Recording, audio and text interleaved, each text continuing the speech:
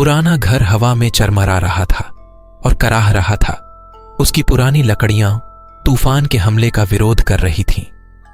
बाहर पेड़ मतवाले दिग्गजों की तरह लहरा रहे थे। उनकी शाखाएं नुकीली उंगलियों की तरह फैली हुई थीं, जो खिड़कियों को खरोंच रही थीं। अंदर अंजेला अपने कंबल के नीचे छुपी हुई थी। उसकी आंखें डर से चौड़ी थीं।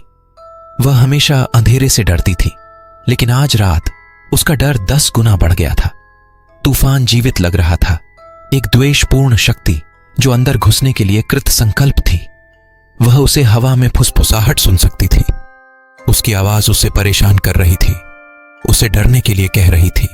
अंजेला ने आवाजों को नजरअंदाज करने की कोशिश की, अपनी सांसों की आरामदायक लय पर ध्यान केंद्रित करने की कोशिश की, लेकिन जितना अधिक उसने उन्हें नजरअंदाज करने की कोशिश की, वे उतनी ही तेज होती गईं।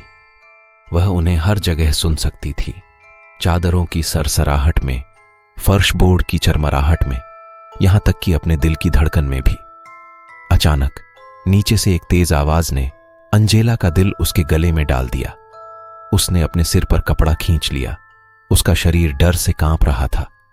वह अपने कमरे की ओर आते कदमों की आहट सुन सकती थी, भारी धीमे कदमों की आवाज जो खाली घर में गूंज रही थी।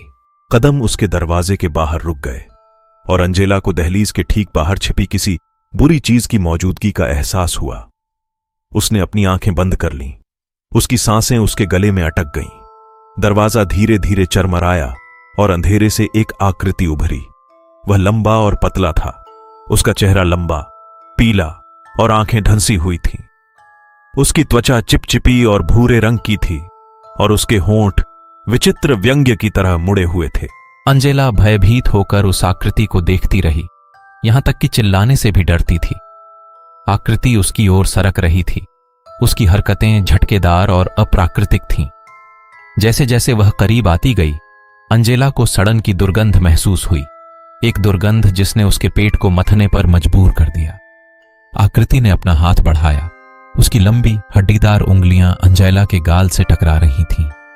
वह घृणा से पीछे हट गई, लेकिन आकृति की पकड़ लोहे की तरह थी। इसने उसे कवर के नीचे से खींचकर दरवाजे की ओर खींच लिया।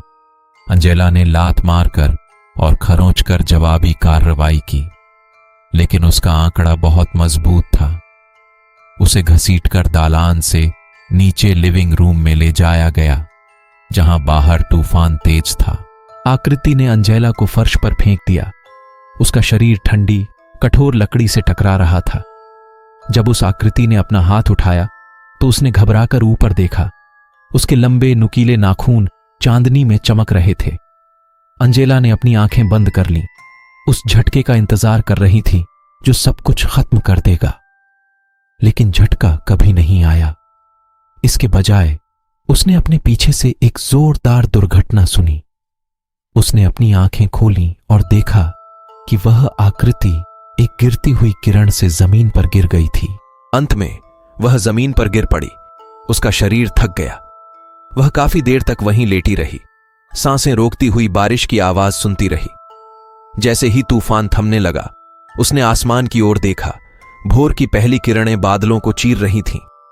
वह उस रात बच गई थी, लेकिन उसने जो भयावहता देखी थी उसे वह कभी नहीं भूल पाएगी। पुराना घर उसके लिए हमेशा भुतहा बना रहेगा, एक ऐसी जगह जहां अंधकार और बुराई का बोलबाला था।